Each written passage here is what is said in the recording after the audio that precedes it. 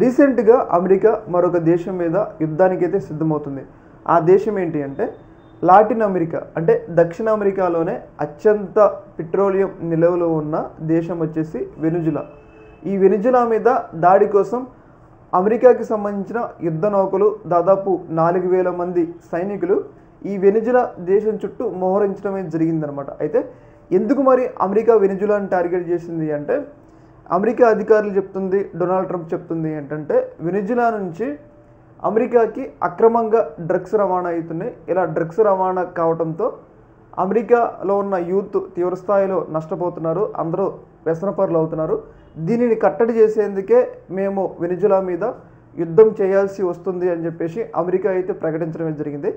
అయితే అక్కడున్న లోకల్గా వెనుజులాలో ఉన్న అయితే అధ్యక్షుడు, ప్రస్తుతం అధ్యక్షుడు ఉంటాడు కదా, ఆయన కూడా యుద్ధానికి సిద్ధమైన దాదాపు 45 లక్షల మందితో మేము రెడీగా ఉన్నాం అమెరికా మీద పోరాడటానికి అని చెప్పేసి ఆయన కూడా ప్రకటించడమే జరిగింది. అయితే ఈ యుద్ధం ఏంటి అంటే డ్రగ్స్ అని చెప్పేసి మనకి బయట చెప్తున్నా కానీ వెనుజులా మీద ఆధిపత్యం సంపాదించడం కోసం అమెరికా ఈ యుద్ధం చేస్తుంది, అక్కడున్న అధ్యక్షుడిని మారవడం కోసం అమెరికా ఈ యుద్ధం చేస్తుంది అని చెప్పేసి మనకి అయితే అర్థమవుతుంది అనమాట. అయితే అక్కడున్న అధ్యక్షుడిని మారిస్తే అమెరికాకి లాభం ఏంటి అంటే, వెనుజులా పెట్రోలియం నిల్వల్లో అత్యధిక శాతం, అంటే చాలా భారీ ఎత్తున పెట్రోలియం నిల్వలు, అంటే చమురు నిల్వలు కలిగి ఉన్నాయి.